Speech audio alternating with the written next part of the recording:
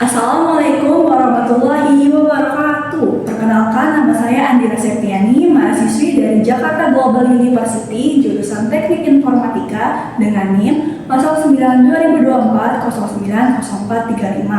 Oke, di video ini saya ingin ngajak teman-teman semua untuk membahas salah satu proyek paling ambisius dan bersejarah dalam bangsa kita, yaitu pembangunan Ibu Kota Negara Nusantara atau yang lebih dikenal dengan IKN. Tapi kita nggak akan hanya bicara soal pemindahan pusat pemerintahan dari Jakarta ke Kalimantan aja nih. Kita akan menelusuri makna mendalam dari proyek ini.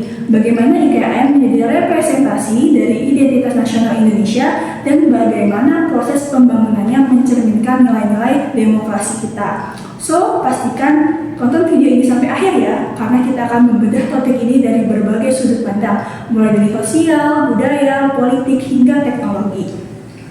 Oke, yang pertama kita mulai dari yang paling dasar dulu nih ya. Kenapa sih harus pindah ibu kota? Emang Jakarta kenapa? Oke, Jakarta itu udah lama jadi pusat dari semuanya, mulai dari pemerintahan, ekonomi, budaya, bahkan hiburan. Tapi masalahnya beban Jakarta ini udah terlalu berat. Kita semua tahu Jakarta itu makin hari makin penuh tantangannya. Tapi serius, Jakarta tuh sekarang udah kayak komputer dengan 50 tab yang aktif secara berbarengan, nge-lag parah. Coba deh kita lihat. Yang pertama tuh macet luar biasa yang selalu menyita waktu produktif masyarakat Jakarta. Bahkan menurut data, orang Jakarta tuh bisa ngabisin 1-2 jam sehari cuma buat nyangkut di jalan.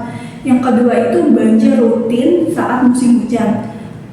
Itu udah jadi rutinitas tahunan. Yang ketiga itu ada polusi udara tinggi akibat padatnya kendaraan dan industri yang bikin kualitas hidup menurun. Yang keempat adalah penurunan permukaan tanah, terutama di wilayah pesisir utara Jakarta. Yang terakhir itu kepadatan penduduk yang tak seimbang dengan infrastruktur yang ada. Melihat kondisi ini, pemerintah akhirnya mencetuskan ide yang besar, yaitu dengan memindahkan ibu kota negara ke lokasi yang baru yang lebih strategis, aman, dan punya potensi jangka panjang. Tapi ini bukan sekadar memindahkan kantor pemerintahan aja, melainkan membangun kota baru yang membawa semangat dan mewakili visi besar Indonesia ke depannya. Nah, lokasi IKN ini ada di mana sih? Lokasi IKN ini ada di Kalimantan Timur, tepatnya di wilayah Kabupaten Penajam, Pasir Utara, dan Kutai Kartanegara. Kenapa di sana? Lokasi ini dipilih karena pertimbangan yang sangat strategis, yaitu letaknya di tengah-tengah Indonesia, jadi lebih merata secara geografis. Yang kedua, relatif aman dari bencana besar seperti gempa dan tsunami. Yang ketiga, masih banyak lahan luas untuk pengembangan jangka panjang. Dan yang terakhir yaitu sumber daya air dan energi di sana juga masih sangat mendukung. Namun yang lebih penting, Kalimantan dipilih juga sebagai simbol pemerataan pembangunan nasional, tidak lagi berpusat di Pulau Jawa. IKN dirancang untuk menjadi kota masa depan Indonesia yang mencerminkan semangat Indonesia Emas 2045. Dan kabar terbaru dari awal 2025 ini, pembangunan inti tahap 1 sudah selesai, lebih dari 80%. Istana Presiden sudah berdiri dan beberapa kantor kementerian akan mulai pindah bertahap menjelang akhir tahun. Bahkan upacara 17 Agustus 2024 kemarin udah digelar sebagai simbol di sana. Ini bukti serius bahwa proyek ini bukan sekedar wacana. Targetnya 2024 sampai 2029 adalah fase pembangunan besar-besaran.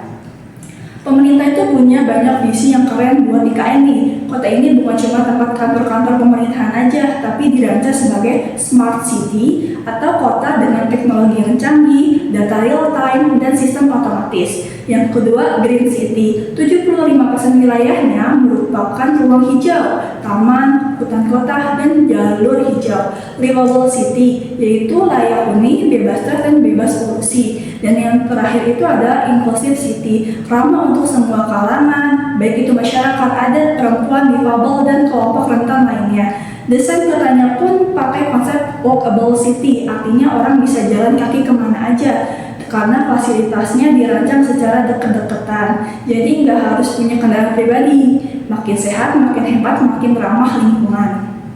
Oke, sekarang kita masuk ke bagian yang lebih visualis nih, yaitu IKN dan identitas nasional. Apa sih identitas nasional itu?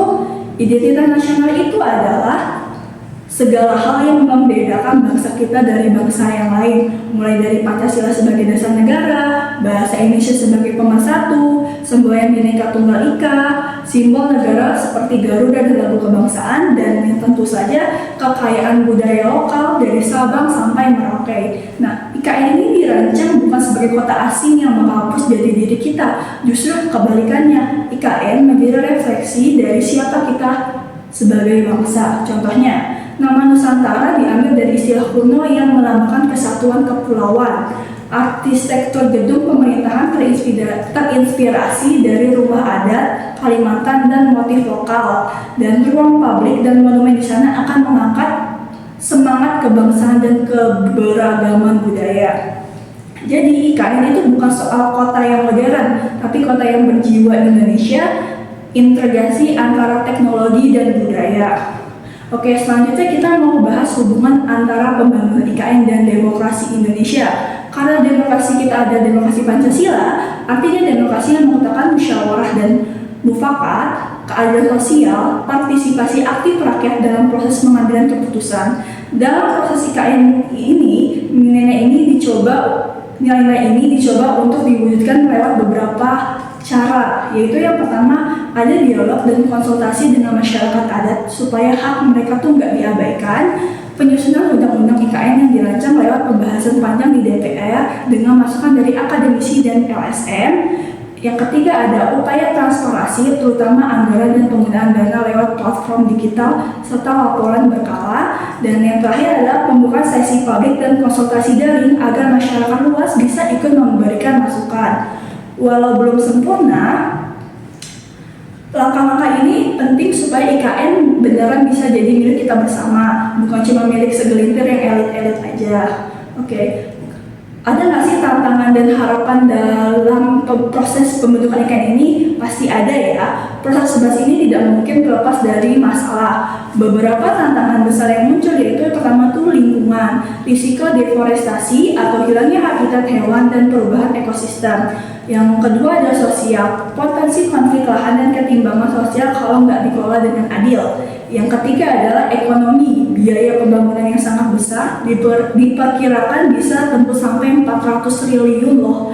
Rawan korupsi kalau pengawasannya longgar. Yang terakhir adalah migrasi dan SDM. Belum tentu semua ASN dan pekerja siap pindah dan harus adaptasinya tuh bakal jadi PR yang sangat besar banget. Tapi ya ini tapi ini tuh semua bisa diatasi asal semua pihak serius dan kerja bareng-bareng, bukan jalan sendiri-sendiri. Namun di balik tantangan itu ada pasti harapan yang besar. Yang pertama adalah IKN menjadi simbol kemajuan dan pemerataan pembangunan, munculnya pusat ekonomi baru di luar Jawa, kota yang ramah lingkungan sehat dan modern, dan kota-kota yang benar-benar manusiawi untuk generasi mendatang. Mungkin bukan kita yang langsung merasain dampaknya secara penuh ya, tapi generasi setelah kita yang akan tinggal di kota ini. Oke. Jadi guys, IKN itu bukan sekedar tentang pemindahan dan membangun gedung-gedung baru aja nih, tapi ini adalah cerminan masa depan Indonesia, cerminan dari semangat kita untuk berbenah dan membangun dengan visi yang panjang dan untuk membentuk ulang identitas bangsa di era baru. Sebagai generasi muda, kita punya peran penting, yaitu untuk terus-menerus mengawasi pembangunan ini, memaknai maknanya dan memberikan dukungan yang kritis dan konstruktif. Karena masa depan IKN pada akhirnya adalah juga masa depan kita semua. Oke, terima kasih udah menyimak video ini sampai akhir. Semoga bermanfaat dan menambah wawasan kita semua. Kurang lebihnya mohon maaf. Wassalamualaikum warahmatullahi wabarakatuh.